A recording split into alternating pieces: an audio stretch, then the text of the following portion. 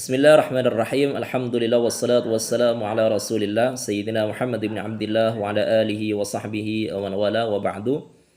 Salah seorang tokoh Salafi Wahabi, As-Syeikh Muhammad bin Shalih Al-Utsaimin, ketika beliau ditanya tentang hukum beramar ma'ruf nahi mungkar, dalam contoh kasus seperti yang disampaikan dalam isi pertanyaan itu, ada seorang yang baru saja keluar dari masjid, melihat, mengetahui adanya kemungkaran yang dikerjakan, hal-hal yang diharamkan ditampilkan, seperti contoh yang dicontohkan dalam isi pertanyaan itu, melihat ada orang merokok, melihat aurat yang diumbar-umbarkan. Maka bagaimana hukum beramar ma'ruf nahi mungkar?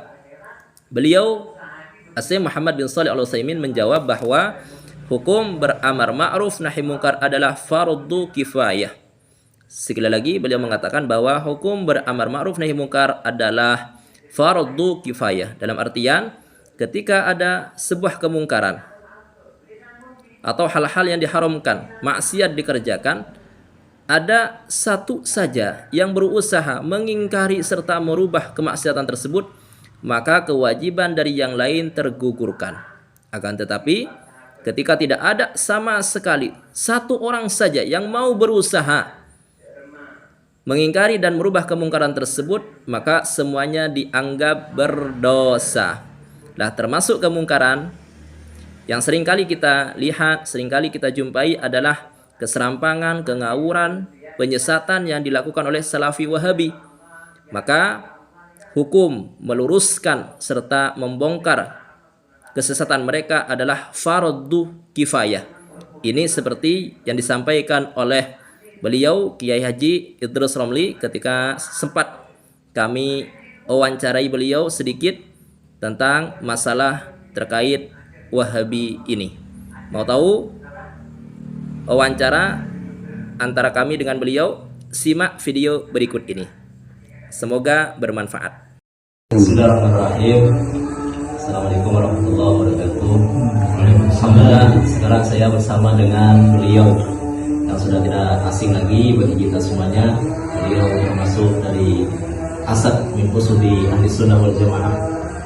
Jadi dalam bagaimana kita itu terjaga akidah kita dari penyimpangan-penyimpangan, terkhusus di ajaran Wahabi, dan bagaimana kita semangat termotivasi untuk selalu menjaga umat dari ajaran-ajaran sesat seperti ajaran Wahabi ini, maka kita simak kata-kata dari beliau agar supaya kita semangat di dalam membentengi akidah Ahlussunnah wal Jamaah.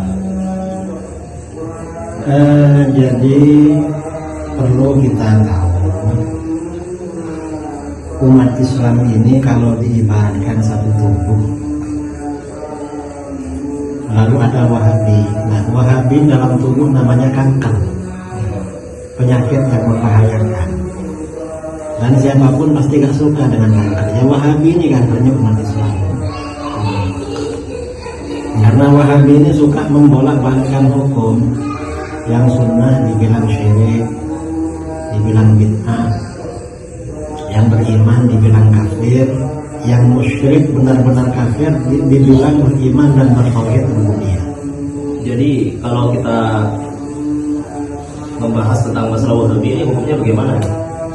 Nah, membahas tentang Wahabi, untuk yang membongkar umat Islam ini sadar akan tipu daya Wahabi, itu hukumnya fardu kifayah, artinya wajib.